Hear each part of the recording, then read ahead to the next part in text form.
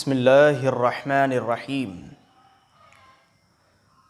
बेशर्म को कभी शर्म नहीं आती। जो इंसान गुमराह हो जाए और अल्लाह जिसे गुमराह करना चाहे उसे कभी हिदायत नहीं मिलती। मन यहदिहिल्लाहु फला मुदिल्ल लहु व मन युद्लिलहु फला हादिय लहु।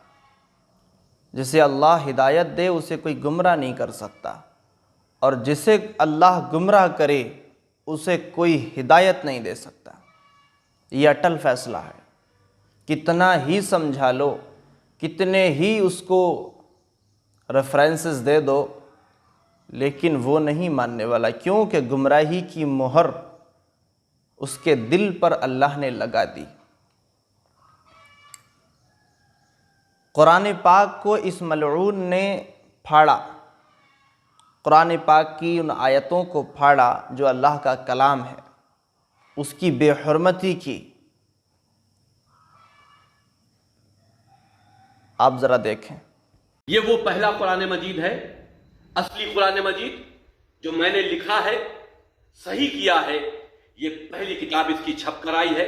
इसको हम मुस्लिम फसल्ला बोर्ड के अध्यक्ष को भेज रहे हैं कि इसको पढ़े और इसका अध्ययन करें कि इनमें से जो हमने 26 आयतों को निकाला है उससे इसमें क्या फर्क पड़ गया, और जो हमने इसके सूरे ठीक किए हैं जो पहले कुरान मजीद में क्रम वाइज सही नहीं थे, जिनको पहले खलीफा अबू बकर, दूसरे खलीफा उमर और तीसरे खलीफा उस्मान ने अल्लाह की आयतों को कलेक्ट करके किताबी शक्ल में बनाया था, ताकि वो दूसरे गैर मुसलमानों मुल्क पर हमला कर सके, वहां कत्लेआम कर सके, उनकी इबादत गाहों को तोड़ सके और वहां लूट कर सके, और बाद में ये कह सके कि ये तो हमारे कुरान मजीद में लिखा था।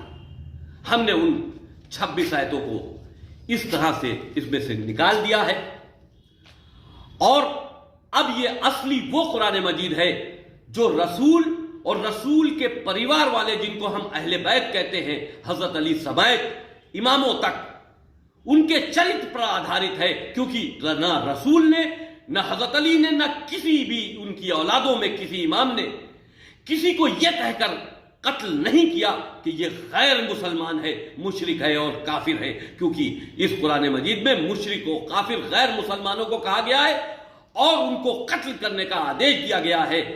वो चाहे हिंदू हो, चाहे वो किसी धर्म से संबंधित हो, अगर कुरान नहीं मानता है तो वो मुशरिक हो, काफिर है। इसलिए आतंकवाद बढ़ रहा है। इस कुरान को अगर सही तरीके से नहीं पढ़ा गया तो यह आतंकवाद कभी नहीं रुक सकता, क्योंकि मुसलमान कुरान पढ़ के आतंकवादी होता चला जा रहा है।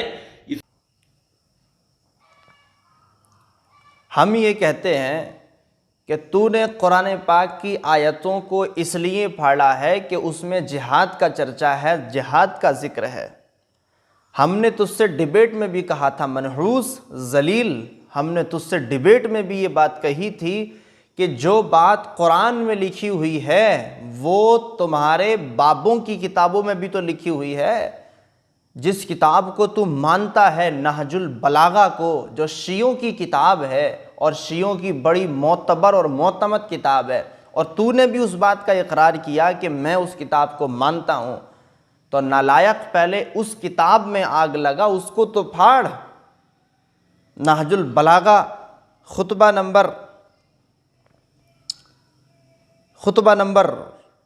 33 में है। हज़रत अली रदी अल्लाह ताला अन्हु फरमाते हैं, नहजुल बलागा से ये बात हमारी सुन्नियों की किताब नहीं, इन शियों की किताब है, और वो किताब है जिसको वसीम रिजवी मानता है। पहले आप ये देखें कि वसीम रिजवी मानता है या नहीं, उसकी ज़बानी आप सबूत भी देख लें। अरे हम समझ गए, आप ये कह रहे हैं हम नहीं मानते, लेकिन डॉक्टर वसीम तो मानते हैं ना, वसीम रिजवी तो मानते हैं ना नहजुल बलागा को, तो फिर आप क्या की बात करते हैं? आप सुनिए मेरी बात को।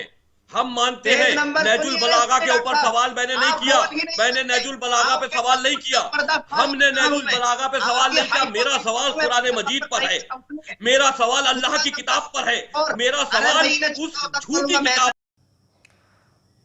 अब नहजुल बलागा खुतबा नंबर 33 में हज़रत अली फरमाते हैं, खुदा की कसम मैं कुरैश कबीले से जंग करता था जिस वक्त वो काफिर थे, और जब तक वो काफिर रहेंगे तब तक मैं उनसे जंग करूँगा। तो कुरैश से जंग करने की बुनियाद क्या है? काफिर होना। दूसरी जगह खुतबा नंबर 40 में है, हज़रत अली ने फरमाया नहजुल बलागा के मुताबिक कि अल्लाह ताला रहीम व करीम है और अल्लाह ताला सारी मखलूक, सारी कायनात का मालिक है। मोमिन उसकी हुकूमत में अच्छे अमल करता है और काफिर अच्छाइयों से दूर रहता है। यहाँ पर काफिरों को अच्छाइयों से दूर कहा गया इस नहजुल बलागा के अंदर। फिर नहजुल बलागा खुतबा नंबर 56 में है, हज़रत अली कहते हैं कि हम रसूलुल्लाह सल्लल्लाहु अलैहि वसल्लम के साथ होकर अपने बाप बेटों और भाइयों चचाओं को कत्ल करते थे, उससे हमारा ईमान बढ़ता था और अल्लाह की राह हक़ की पैरवी में इजाफ़ा होता था। खुतबा नंबर 58 में है कि क्या मैं अल्लाह पर ईमान लाने और रसूलुल्लाह सल्लल्लाहु अलैहि वसल्लम के साथ जिहाद करने के बाद अपने ऊपर कुफ्र की गवाही दे सकता हूँ? ये खुतबा नंबर 58 है। खुतबा नंबर 64 नहजुल बलागा, हज़रत अली क्या फरमाते हैं?